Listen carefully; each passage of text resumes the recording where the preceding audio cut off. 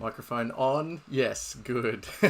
Good evening and welcome to day 100 of the 100 Days of Shakespeare. So very, very pleased to be reaching the end of this epic journey. My name is Paul Adams. This is Small Crown Productions, and the 100 Days of Shakespeare has been a challenge that was set by a friend named Carolina Furman. She decided that she wanted to learn a little bit more about Shakespeare, and she set herself a challenge to research in some way, whether that was listening to podcasts, reading a book, watching a video, whatever, to spend 100 days learning something about Shakespeare every day. And there's a Facebook group. I'll link that all up in the description after this live stream is over. And so we basically I jumped in to help support her in that, and I decided that my contribution would be to do a video a day for 100 days about Shakespeare. Today is my 100 days. This is the last one for me, and I thought what better way to round that out than by having a quiz based on some of the videos that we've created over the last 100 days. Now, I will say that this is obviously being live streamed. It's being live streamed currently to Facebook and YouTube, but I'm only able to watch the chat on YouTube. So I apologise to anyone that's on Facebook and wanting to converse with me. Head over to the Small Crown Productions YouTube channel. That's just simply www.youtube.com/Small Crown Productions. And you'll be able to see this live stream there. And I have the chat open in case anybody does want to essentially chat. I'm not expecting there to be too many people on this live, but the benefit of that is that you will be able to see this afterwards, because it'll be on the channel. And so if you're interested in doing a bit of a quiz, you can test yourself, and you can either stop the video right now and go away and have a look at all the videos that will give you the knowledge to answer this quiz, or you can do the quiz, have a bit of fun, and then go find that knowledge on the channel. Either way, up to you. Doesn't really matter. I'm actually just filling time for a minute or two here while we just give people a chance to get online. It's only 2 minutes past 8 right now. So just want to make sure that people have the chance to get in on the game. So what I do want to do is make sure that, the microphone's working there, so hopefully I'm not muted on the channel. So first thing I want to do just before I jump into the quiz will be a couple of thank yous. So firstly, thank you, Carolina Furman, for setting this challenge for yourself that you were able to inspire me to jump in and do as well. I've had a ton of fun making videos across the last 100 days. I've learned a heap. I've extended my knowledge about Shakespeare as well, and his era and his time, which has been just tremendous to have a catalyst like this to really dig deeper and broaden the breadth and depth of my knowledge around Shakespeare, and hopefully yours as well. There's 100 videos on the channel now, so there's a bunch of stuff on there that is just me recounting information that I found. I have curated information from other people's websites, and I've also done a bunch of interviews, and I want to thank those people specifically. So Carolina, Ian Vowles, Master Brewer, Henry Walker, who was a Master Elizabethan sword fighter, sword master, Rob Pensilfini, who's the artistic director of the Queensland Shakespeare Ensemble, and a couple of other people out there who I spoke to had hoped to get the stars to align for us to be able to interview as well. Another Master Brewer and some other people that are deep into Shakespeare, love Shakespeare. Sadly, the stars did not align and we couldn't get in touch with you in time for that. But, hey, Mr. Vowles, thank you very much for your contribution to the 100 Days of Shakespeare. I will say too, if you are chatting me, there is a bit of a delay between when I talk and it hits YouTube. So just be aware of that. But, big thanks to everybody who helped me create these 100 videos. I couldn't have done it alone, and I'm very, very thankful for people who did share their expertise to help us all grow our knowledge. There's some really cool information on the channel around sword fighting, brewing, Shakespeare in general, and the lifetimes in history. So we are at 5 minutes past the hour that we were due to start. So let us get into the quiz. What we have tonight are 25 questions. Well, I'll just better make sure this is... back on page 1. Yep, great. So we have 25 questions this evening in 5 categories. So 5 questions per category. And the first category is about Shakespeare. So I will give you 20 to 30 seconds. Actually, I'll pull my phone out and I'll actually set up a timer. 20 to 30 seconds. Let's say 30 seconds. That's plenty of time to answer each question. And then I will ask the next question. So if you are the competitive type and like to have a challenge like that, you'll have 30 seconds per question. Now, I do have all of the answers that we'll go through at the end, so we will be able to answer this. I would normally say at the end we will hand our answer sheets across to somebody else, but obviously there is nobody else very likely near you, thanks to COVID. But you'll have to rely on your own honesty about how well you do. So let us get into the first question. And how am I going to set this up? I did not set this up very well at all. I should probably move that so I don't have to be looking away from you all quite so. Get all these poker chips and got a bit of a showdown happening here. All right, question 1. There it is. What is believed to be Shakespeare's birth date? What is believed to be Shakespeare's birth date? 30 seconds has begun. Tick, tick, tick, tick, tick, tick, tick, tick, tick, tick, tick, tick, tick, tick, tick, tick. What is believed to be Shakespeare's birth date? So generally we know his date of christening. We don't have a specific date for his date of birth, but there was a certain habit that those people had that gives us a rough estimate, and there is a particular day that is believed to be his birthday. And that is your 30 seconds. Question 2. Can you name Shakespeare's children? Can you name Shakespeare's children? I'll give you a hint. He had 3 of them. 3 kids. 1 of them was a set of twins. Well, actually 2 of them were a set of twins. Oh, and I forgot to start the timer. How easily do I get distracted? Let's say that was about 15 seconds, shall we? Let's call that 15 seconds. Okay, 15. So, can you name Shakespeare's children? We want all 3 kids. All 3. And 2 seconds. And done. All right. Question 3. Nice, easy one for you. Why does that not come through? Let's try that. There we go. What style of writing is Shakespeare best known for? So what is the style of writing that he's best known for? It's probably one of the easier questions. I might...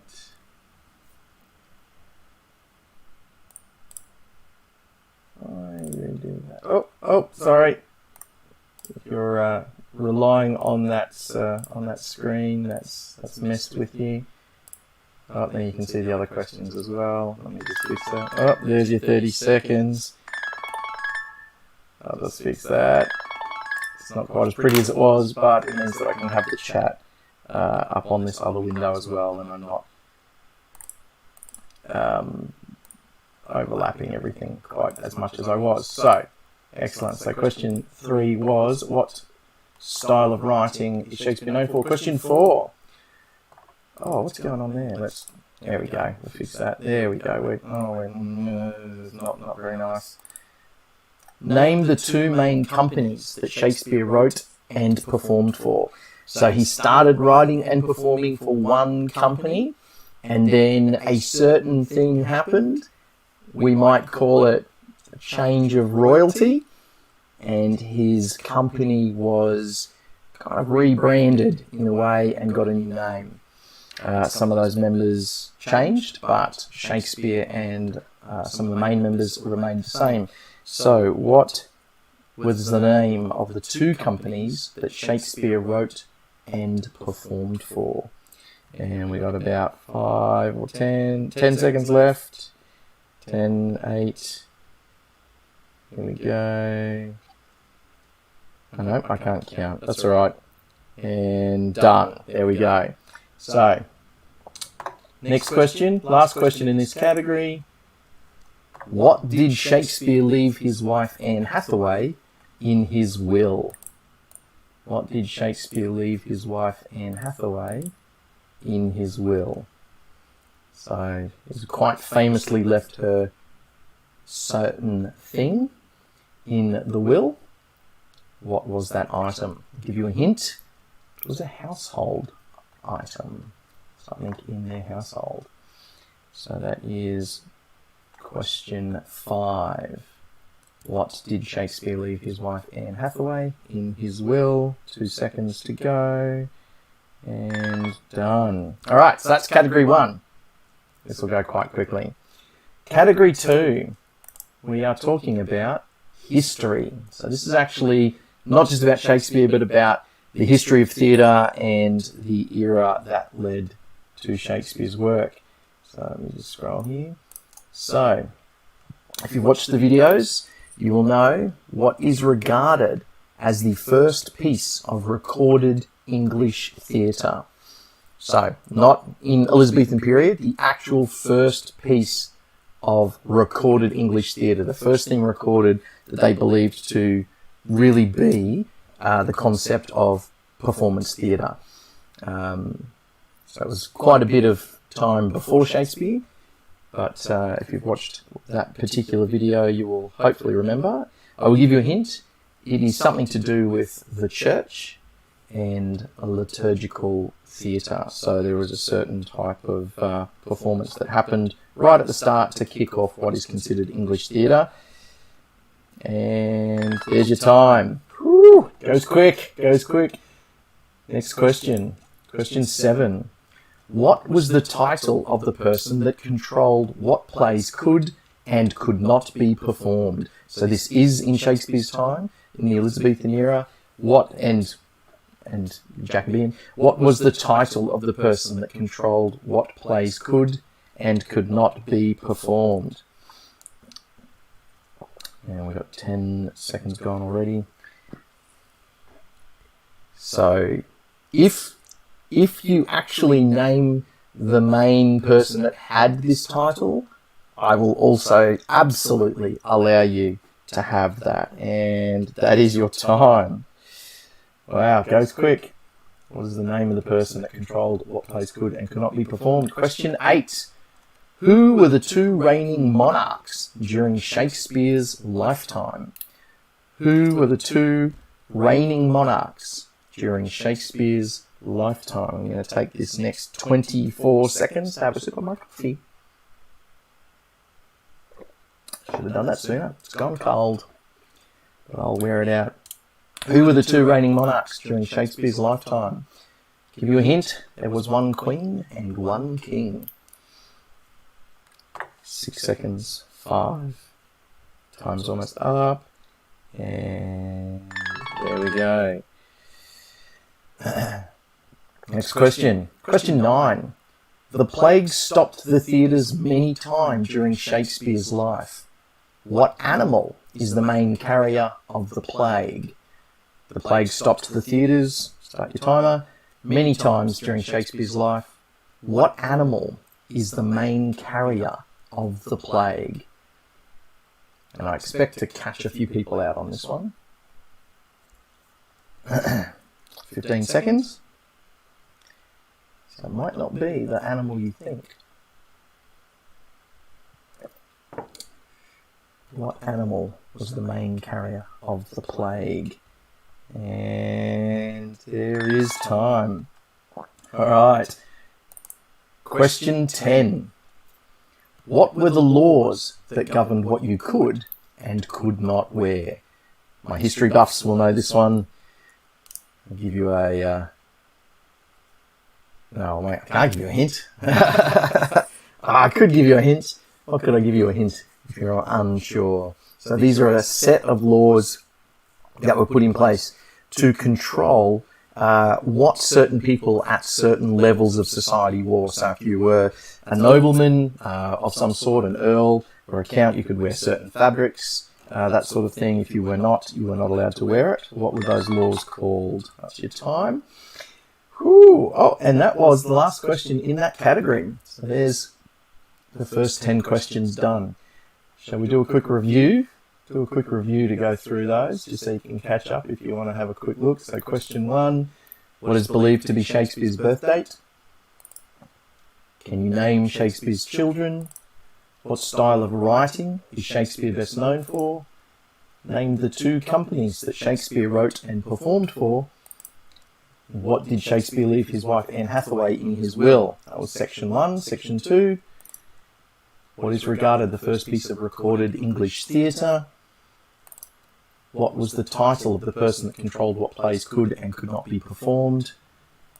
Who were the 2 reigning monarchs during Shakespeare's lifetime? The plague stopped the theatres many times during Shakespeare's life. What animal is the main carrier of the plague? And the final question in our second category of history, what were the laws that governed what you could and could not wear? All right, so we are moving on to section 3, category 3. And we're talking about other playwrights. So we have talked about all of these playwrights and the plays that are mentioned in the videos. So did I leave that other question in there? No, I did not. Excellent. Good. I thought I'd put a question in there that I meant to change. It looks like I did change it. So, question 11, the first question in our third category. Which playwright was stabbed in the head in a bar brawl? Which playwright was stabbed in the head in a bar brawl? And yes, he died. Which playwright was famously stabbed in a bar brawl? In the head. A horrible way to go. Probably pretty quick though, I suspect. Probably didn't mean he felt a whole lot after the initial impact of the blade. There is of course some suspicion that his death was faked. But that's a whole different set of questions. Alright, next question. Which Thomas Kyd play was one of the period's most popular plays? So this was probably one of the most performed plays in this era, and it was one that inspired many other works by other playwrights. Which Thomas Kyd play was one of the period's most popular plays?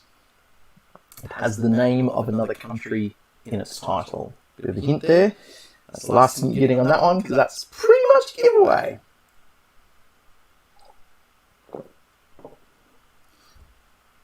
Ten seconds to go. Which Thomas Kyd play was one of the period's most popular plays?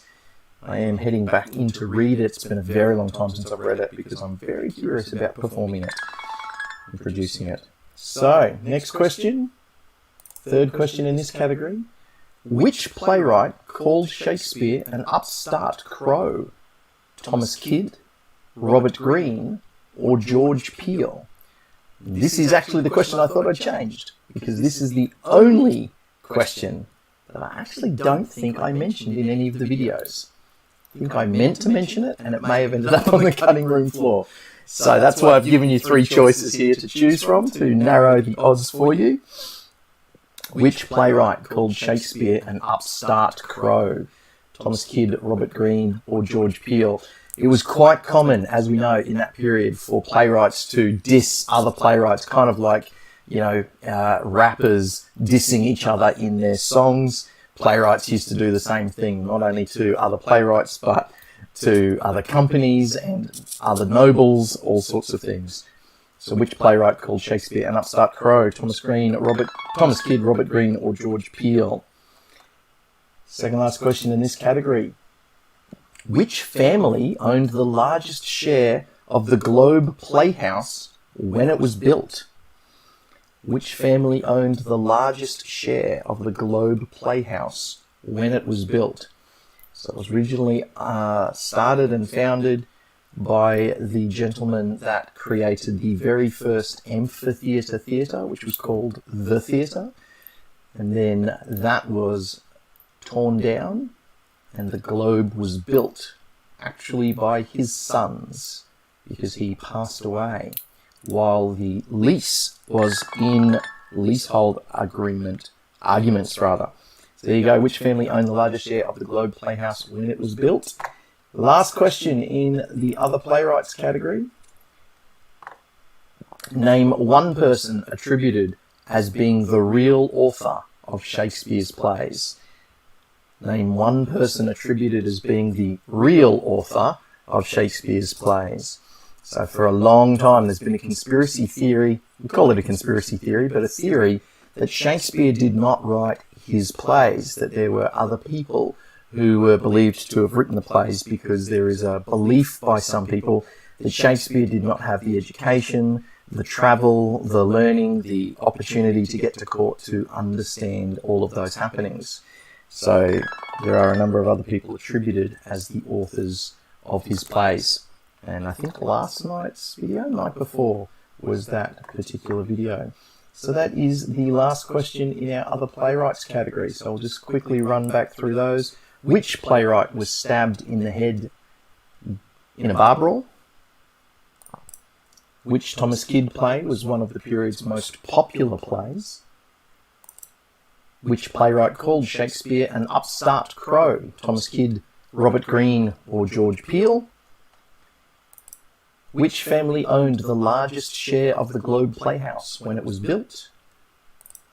And name one person attributed as being the real author of Shakespeare's plays. That is our third category. Our fourth category is numbers. So all of the answers in this category are numbers. So let's see how you go. Question 16, first question. How many sonnets is Shakespeare generally attributed as writing? So how many sonnets is Shakespeare generally attributed as writing? You could Google it. You could go into any collected works. Shakespeare.mit.edu has a very useful, handy, full, complete works with the sonnets on it if you want to use the last 10 seconds to find out. I trust you. 3 seconds. How many sonnets did Shakespeare write? Next question. What year did the English Civil War close all the theatres? And this was actually sometime after Shakespeare's death. So what year did the English Civil War close all the theatres? So once the Civil War happened and the theatres were closed, they were closed for some time. And that actually led to the complete change in kind of structure and style when theatre reopened. Country had been through quite a bit and things were very different. So what year did the English Civil War close all the theatres? Good, 2 seconds to go, and there we go. Alright, third question in our numbers category. How old was Shakespeare when he got married? So, Shakespeare got married to Anne Hathaway. She was in her 20s. She was a bit older than him. She was also 3 months pregnant. That's not a question, is it? How many months pregnant was she? No, 3 is not an answer. Excellent. 15 seconds. How old was Shakespeare when he got married? 5, 4, 3. These aren't answers. Here we go. And that's the end. Alright, next question. What year did the first Globe Theatre burn down? What year did the first Globe Theatre burn down? During a production, a cannon went off, shooting a bit of fake cannon fodder onto the thatched roof of the tiring house, which caught fire and burnt the Globe to the ground within 2 hours. What year did the Globe Theatre burn down? There we go. Oh, no, let's start again. And a final question in the numbers category. Oh, I'm glad I didn't mention it. Which Henry play was being performed when the first globe burnt down? I thought that was a question in this, so I'm glad I didn't say it.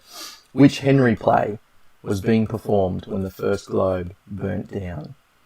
So, there is a number of Henrys. Which Henry play was being performed when the first globe burnt down? It's not one you see performed very often, actually.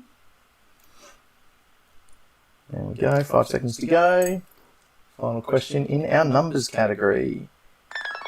There we go. All right, let's go quickly back over those. How many sonnets is Shakespeare generally attributed as writing? The number of sonnets. What year did the English Civil War close all the theatres?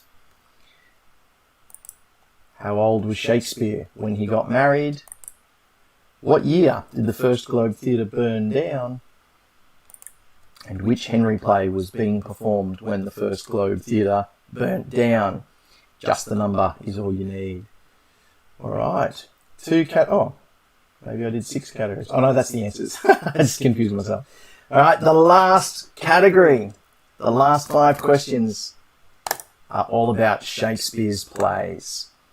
So how good is your knowledge of the plays? What country is the setting for the most number of comedies and tragedy plays? What country, or which country, depending on what your grammar should be, or which your grammar should be, should I say? I get shot. So which country is the setting for the most number of comedies and tragedy plays? So he set a number of the comedy and tragedy plays in lands other than England. England may be an answer. Which country was it? I believe the number was 11 of the plays in that particular country. All right, question 22. Our next question. Name Shakespeare's 2 theatres. The indoor theatre, where they regularly performed in winter, and the outdoor amphitheatre. That one's a bit of a giveaway. It's probably the easiest question. The second half of that, anyway, is probably the easiest thing, given that we just had a couple of questions about one of them. So, name Shakespeare's 2 theatres. The indoor theatre, where they regularly performed in winter, and the outdoor amphitheatre.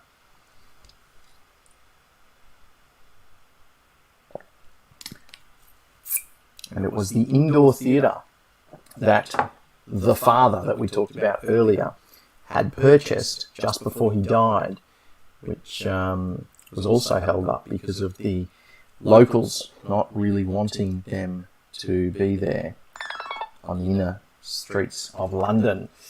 Next question, third last question. Name the alcohol-loving character who was seen in both the history and the comedy plays.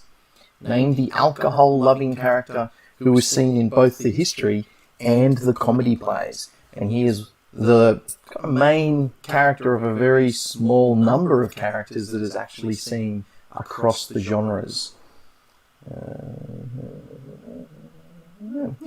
So, this character is said to have been so beloved by Her Majesty, the Queen we were talking about earlier, that she requested he be put into a play where he fell in love.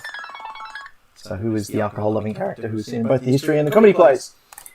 Second last question. What was the post-play entertainment called in the Playhouses?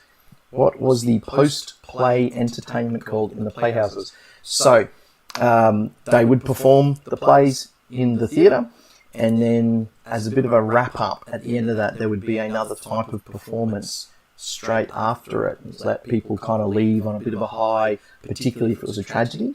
So what was that type of performance called? What was that entertainment called?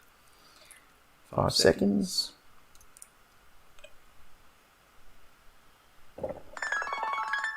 And here we go. Now, excuse me, choking on my coffee. Final question. Name 5 ways to die in a Shakespearean tragedy.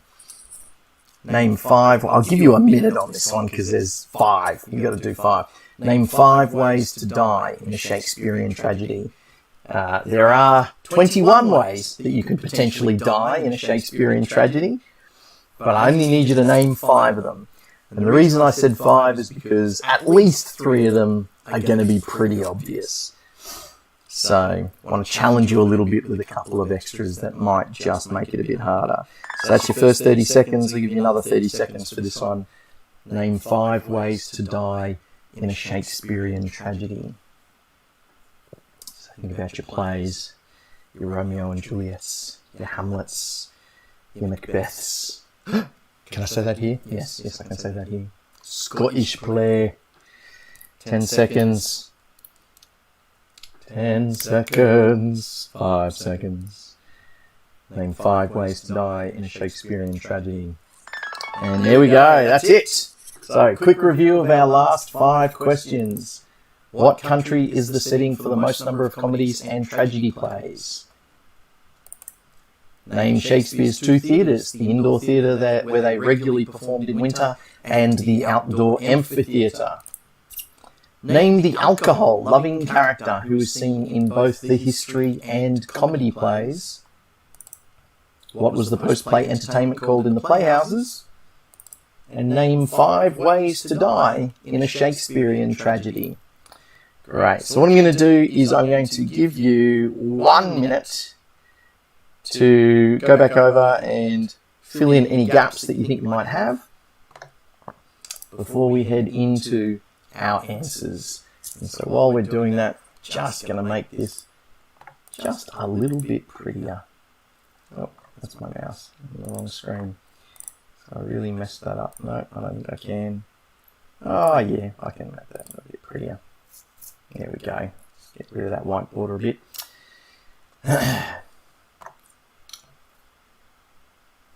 How did you go? How do you think you went?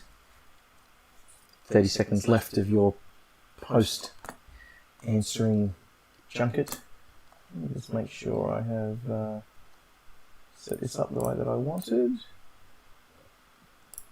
Yes, I believe I have. Excellent. 10 seconds, and then we will get into our answers. There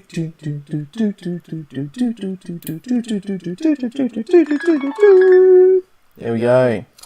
All right. So, I'm trusting you to answer honestly.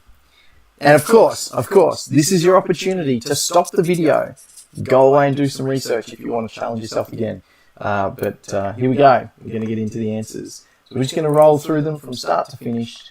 I just moved myself again. Hang on. Fix that. There we go. So, what is believed to be Shakespeare's birth date? Well, he was believed to have been christened. Well, we have records that he was christened on the 26th of April, 1564, and it is believed that his birthday was the 23rd of April, 1564. How'd you go? You would think you could remember more of the ways to die in the plays. Look, I got to say, it is actually, when you go back through the list, it's a tricky list. It is a tricky list, and some of them are not what you would think, and some of them are a little surprising. So, yeah. There's a few I think that are the really obvious ones that happen a lot, but some of them quite obscure. So, what is believed to be Shakespeare's birthday? 23rd of April, 1564. Question 2. Name Shakespeare's children. His 3 children in... I won't say order of birth because I don't know what order Judith and Hamlet were born, but Susanna was the first child that was born 6 months after he got married, and then Judith and Hamlet were the twins. And sadly, Hamlet died at age 11.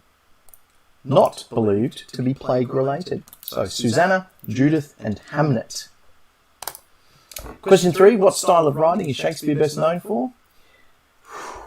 Gotta know this one, surely. Iambic pentameter. I might give you half a point if you said prose. Maybe not. Maybe not. He's most famous for his iambic pentameter. Question 4. Name the 2 main companies that Shakespeare wrote and performed for. So he originally started with one company, and then when the throne changed, they were adopted by the king at the time. And those two companies were the Lord Chamberlain's Men and then the King's Men. So he started off in the Lord Chamberlain's Men, and then when the king took the throne, they were essentially adopted, rebranded. Some of the members changed a little bit and renamed the King's Men under his direct patronage rather than the Lord Chamberlain's patronage. Question 4. What did Shakespeare leave his wife Anne Hathaway in his will? Some people find this a little bit odd, and had a conversation with Rob Pensilfini today online because he opened my eyes to what it was very likely to be, the reason behind it. The answer is the second best bed. He left her the second best bed. I always thought that was weird, and I'd never really, to be honest, thought about why it would be until Rob mentioned today. It was probably because it was their marital bed that he left it to her. And the best bed was probably kept for visitors. So that was our first category. How'd you go? Second category, history. Question 6. What is regarded as the first piece of recorded English theatre? So this is the original Easter Mass that the priests in the church started to perform to try and engage people a little bit more in the Word of God at Easter, and it was related to the Easter Mass, and it was called the Quem Queritas Trope. The Quem Queritas Trope. Tough one, if you didn't know anything about that. There is a video in the series, one of the first videos actually, where I go through a brief history of English theatre. So that is believed to be the first piece of actual recorded English theatre. Next question. What was the title of the person that controlled what plays could and could not be performed? So if you've seen Shakespearean Love, you'll be aware of this. Fascinating job. And that was the Master of the Revels. So his job was to essentially stop anything that was contrary to the condition of the royals being performed. If you wrote Edward Tilney, I will also give you a bonus point. He was the main guy that had that job during Shakespeare's time. Next question. Who were the two reigning monarchs during Shakespeare's lifetime? As soon as we've answered this question, I can start calling them by name. I'm trying to be a little bit obscure. Well, there was a queen and then a king.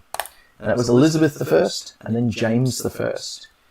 Elizabeth I being why we have the Elizabethan era. And then James heading into the Jacobean era. The plague stopped the theatres many times during Shakespeare's life. What animal is the main carrier of the plague?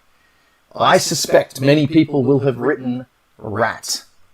And if you wrote rat, you are incorrect. The main carrier of the plague was actually the flea. And it was the rats that carried the fleas, and the reason that the humans essentially became afflicted with the plague is because the fleas killed all the rats and then needed someone else to nibble on. So it's actually the flea that is the main carrier of the bubonic plague. The Black Plague. Next question. What were the laws that governed what you could and could not wear? So these are the laws that restricted certain levels of society from certain colours and certain fabrics and that kind of thing. And they were sumptuary laws. So additional laws that were put in place. Partly they said at the time to stop people overindulging and overextending themselves by being too opulent. They wanted to, they said at the time that they were designed to help people live within their means. So, you know, a little bit of forced controlled status there. Nothing like being held down by society and rules and government. That's never happened before, has it?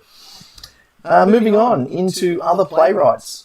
Which playwright was stabbed in the head in a bar brawl? Well, most people will know this one. Christopher Marlowe. It was believed that it was potentially a staged fight, staged as in it was actually an assassination. Christopher Marlowe was believed to have actually worked as a spy, and he was also connected to a bit of heresy, and so there is some suspicion that they may have actually taken him out of the picture for some reasons. There are also some rumours that he may have potentially faked his own death. Next question. Which Thomas Kyd play was one of the period's most popular plays? Well, this one is the Spanish tragedy. The Spanish tragedy performed more than most plays in that era. Very popular. It's one of those plays that was said to change the face of theatre, that really kind of showed a bit of a shift in playwriting at the time and really moved people in a different way. Which playwright called Shakespeare an upstart crow? Thomas Kyd, Robert Greene, or George Peele? How'd you go with this one? The answer is Robert Greene. And he did it in a publication that he wrote. So again, one of those moments where a playwright publicly wrote a document that was published, and that was in there having a bit of a go at Shakespeare. Next question. Which family owned the largest share of the Globe Playhouse when it was built? So the father's name was James, the son's name was Richard, and Cuthbert were the two sons. Richard was one of the other players in Shakespeare's company and considered one of the best actors of the day, and they were the Burbage family. So James Burbage, Richard Burbage, and Cuthbert Burbage. Next question. Name one person attributed as being the real author of Shakespeare's plays. So there is one person who's very predominantly named in this conspiracy. The five that I covered in the video that I did, and I know there are more, and I made that point in the video that there are definitely more, but the five I covered are Francis Bacon, Christopher Marlowe, Edward de Vere, who was actually the kind of forerunner of people's beliefs. He was the Earl of Oxford, William Stanley, Earl of Derby, Amelia Bassano Lanva, and John Florio. So Amelia Bassano was an Italian poet. She also became the lover, I think, of the Lord Chamberlain, or one of the chambermen. And John Florio was actually an Italian who wrote the first English and the first Italian dictionary. Had a lot of work in England. Knew Ben Jonson. All of these people were considered in some way to, or are considered in some way to be the author of Shakespeare's plays, as found in the video that I did. I know there are more, but I don't have them all. So 1 point for any of those. Well done. Next category, numbers. So how many sonnets is Shakespeare generally attributed as having written? 154. 154 sonnets. What year did the English Civil War close all the theatres? How'd you go? 1642. So the world changed in England in 1642. How old was Shakespeare when he got married? He was 18. With a 3-month pregnant wife. 18 years old. What year did the first Globe Theatre burn down? Well, that burnt down in 1616. And what was the play that burnt it down? Which is the next question. Which Henry play was being performed when the first Globe burnt down? Well, it was Henry VIII. So if you wrote 8 or the 8th or VIII, any of those are fine. You could have even written 10 minus 2 as long as it answers 8. Totally happy with that. All right, next category, Shakespeare's plays. How are you going so far? What country is the setting for the most number of comedies and tragedies in Shakespeare's plays? Italy takes the top billing. Italy takes the lead. I think it's 11 of the comedies and tragedies set in Italy. Everything Italian was popular. Super popular. Name Shakespeare's two theatres, the indoor theatre where they regularly performed in winter and the outdoor amphitheatre. Well, we've already mentioned one. The outdoor amphitheatre was the Globe. Pretty much everyone should know that. The indoor theatre, which may not be as well known, was the Blackfriars Theatre. Technically, the second Blackfriars Theatre, but Blackfriars would be enough. So Blackfriars for the indoor and the Globe for the outdoor. You could get a half point for putting the theatre, because I think Shakespeare would have been there around that time when Burbage built the first theatre, but really we're talking about the Globe. And I don't think anybody would have written anything about the Globe, so there you go. Name the alcohol-loving character who was seen in both the history and the comedy plays. one of my favourite characters in one of my favourite plays, The Merry Wives of Windsor, Sir John Falstaff, and the only main character of sorts to travel between the plays. And this is, I think, getting close to the end. What was the post-play entertainment called in the Playhouses? That was The Jig, and you can spell it in any of the, I think, 7, 8, 10 ways that it was pronounced, spelt in period. So there was J-I-G, G-I-G, J-I-G-G, G-I-G-G, any of those ways. As long as you know it's jig, you're all good. I'm just going to scroll back because we got through them super quick. Was that everything? I think that was everything. Wow, okay. Final question.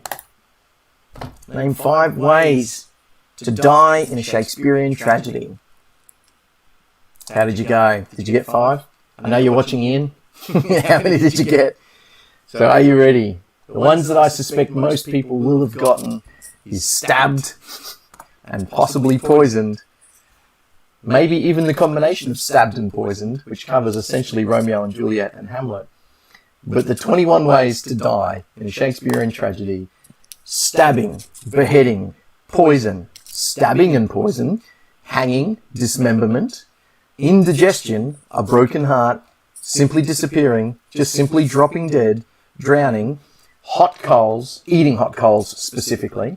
Let me just move me off of that. Grief, a lack of sleep, shame, smothering. If you said suffocation, I'm absolutely fine with that. We're talking about Desdemona in Othello being smothered with a pillow. But you could easily say suffocation, totally fine with that.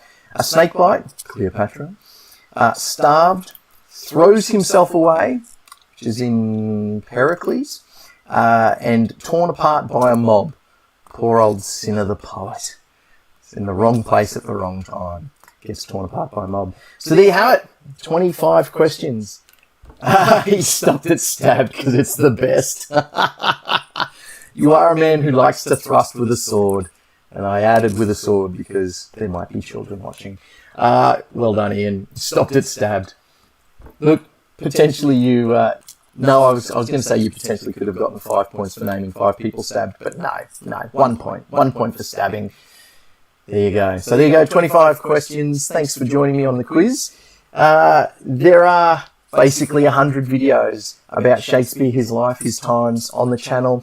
And one more thing I'd just love to share with you is that one of the big inspirations that came out of this was playing with the script and the text and actually coming up with a couple of comedy sketches along the way. And that has actually inspired me to create a brand new YouTube channel that is going to be called Theatre in a Minute. And essentially that's going to be purely an entertainment channel, and it will be me performing Shakespeare scenes, performing all the characters, doing some more comedy sketches based on the work of Shakespeare, similar to some of the ones that you may have seen in the 100 Days videos here, and also looking at modern movies and translating those into iambic pentameter and performing those as small comedy scenes as well. So after this live stream is over and it's been processed by YouTube and I can actually access it and add comments in the description below, I'll pop a link for that there in case that is of interest to you.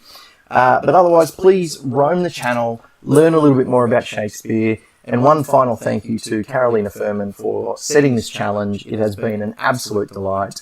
Let me know in the comments what you got out of 25. I want to know how you went. Thanks very much, and I will see you.